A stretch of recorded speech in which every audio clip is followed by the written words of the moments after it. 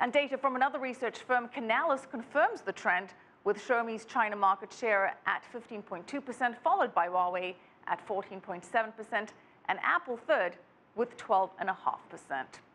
All right, joining us from Los Angeles to discuss Apple's market share in China and Apple's prospects in general is tech expert Eric Schiffer.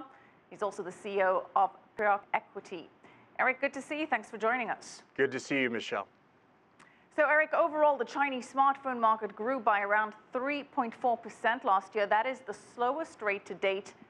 Do you think it's nearing saturation point? I think it is. I think we're getting to that point, and especially, with these high-end phones, unfortunately, that's really the end of the market. Well, Eric, the lower tier cities is where the experts say there are the biggest growth opportunities in China. There are about 600 of these smaller cities, though to put it in perspective, some of them are in fact bigger than many European capitals. But how is Apple poised to compete against Oppo or Vivo or Xiaomi in these lower tier markets? Well, I think Apple is really, poised to compete, but the question is, what is the real size of this market? And that's a question mark in terms of what people are going to spend. I think that Apple is going to slow down in China. I don't think that you're going to see the same kind of growth. Yes, they're going to penetrate some of these smaller cities, but you also have some great Chinese competitors. And that's the real problem for Apple, with Xiaomi and some of the other ones who have great products. And I think they're going to make some significant inroads into what Apple has traditionally been dominating. Well, Eric, for the most part, everywhere else, Apple enjoys and benefits from tremendous brand loyalty.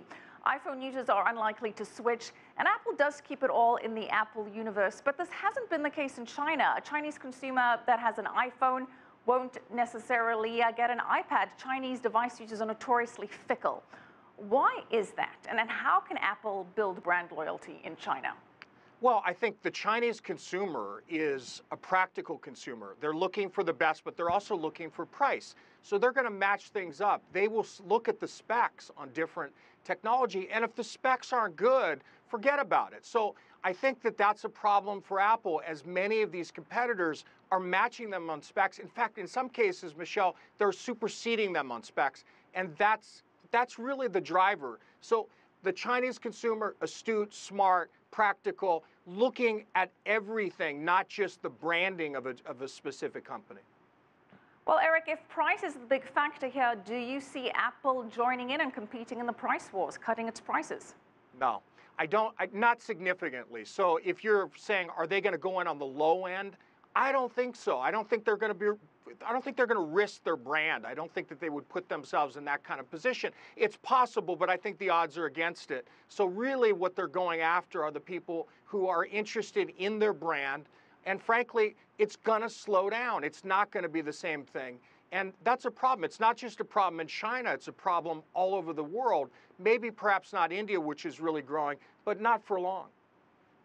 Well, Eric, you mentioned the problems, and they are there because last week Apple did forecast its first revenue drop in 13 years. It posted the slowest ever increase in iPhone shipments. iPad unit sales down by 25% in the last quarter. Mac sales down 4%. Apple shares down 9% year to date, about 20% year over year. Eric, Apple is in trouble here? I think investors know Apple is in trouble. I mean, I've been saying this for some time, Michelle, and in fact, when I look at Apple, it reminds me of looking at the estate of Steve Jobs and managing the estate of Steve Jobs, no different than how people are managing the estate of Elvis Presley. The problem for Elvis Presley, he hasn't had a hit for 20 years, and it's because he's dead. Steve Jobs was the driver for Apple. They have not had a hit since his death. I mean, the iPhone really was a Steve Jobs invention.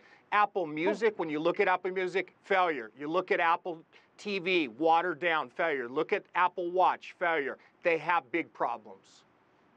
Well, Eric, what about rumors of this Apple car that could be on the horizon?